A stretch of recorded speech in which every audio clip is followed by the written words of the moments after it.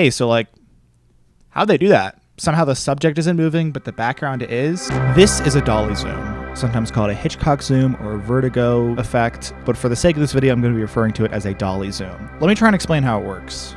It's a really weird effect that while the subject of the frame stays the same, manipulating the focal length, the distance of the camera from the... it'd just be easier to show you, actually. So let's break it down. A dolly zoom works by pushing the camera forward while simultaneously zooming out. So the size of the subject in the frame actually stays the same, but the way in which it is perceived alters. It creates a really weird and uncanny effect where the focal length is changing, but the subject's size isn't, and so your brain is confused why the background is moving. When the camera's far away and you're zoomed in, you can't see very much around the subject. So when you push in and then zoom out, suddenly you can see a lot more in the subject's immediate surroundings, and it appears as though they've sort of moved into focus, even though technically the only thing moving is your camera. It was first used by Alfred Hitchcock in his 1958 film Vertigo, which is why it's often referred to as the Hitchcock zoom or vertigo effect. But the thing with a dolly zoom is you need a dolly. You need a whole setup. You need at least 2 people to do it, right? You need the subject, and then you also need somebody simultaneously pushing the camera and zooming out. What I want to do today is see if I can achieve that same effect by myself.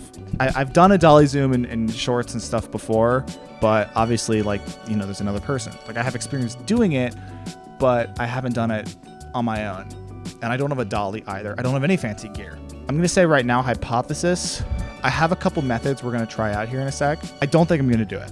I don't think it's going to look good, but we'll see. All right, let's figure this out. All right, the trials have concluded. I'm back. Guess whose lav died after like 3 minutes in?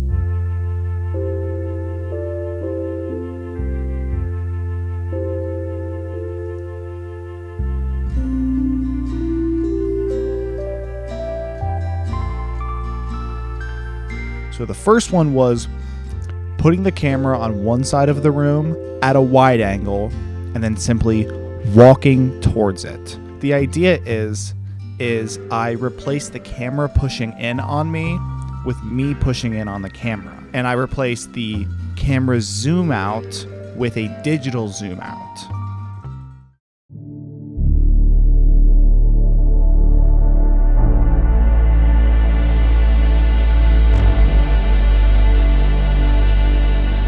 My only thing is if I did it again, if I actually did it again, I wouldn't travel so far. I move so far. I walk across this whole room, and I didn't really need to do that because the effect really only becomes accentuated within the last couple steps. And so the first couple steps is just kind of blurry, even though I shot it at 4K.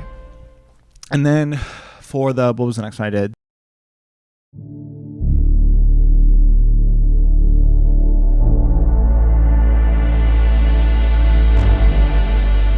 The handheld just looked like I was just insane. The handheld is POV. I'm choking you to death, I guess. It doesn't look good. It looks like I'm holding a camera and something's changing, but it's kind of hard to tell because it's also handheld. So is it the handheldness or is it the zoomness? It's hard to tell, and it doesn't look great. And you don't get as much distance with the arm. I was only able to move about 17 millimeter lens difference. So, and I looked awesome while doing it too. And then the last one I did, easily the most amount of setup, and something I did on a whim just because my roommate happened to walk by while I was setting all this up, was filming myself on a green screen and then dolly zooming the background behind me and then compositing that over. What I ended up doing was taking a still frame from the first test and then putting it behind me on the green screen and just, again, digitally zooming out. It looks really good. I'm actually surprised with the result.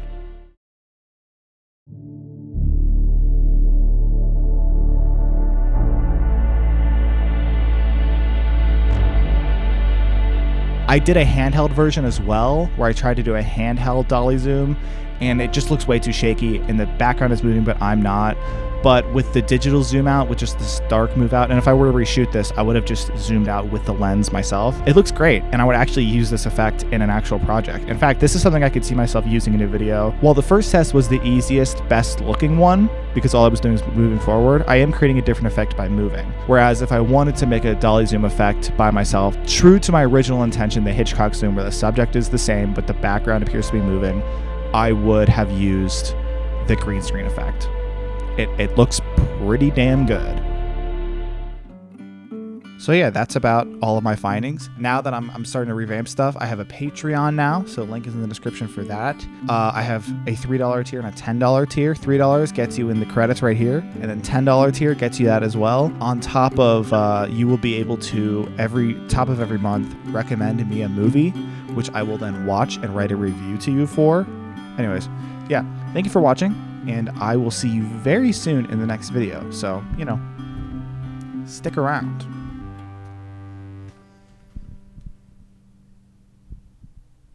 I never know how to fucking end these.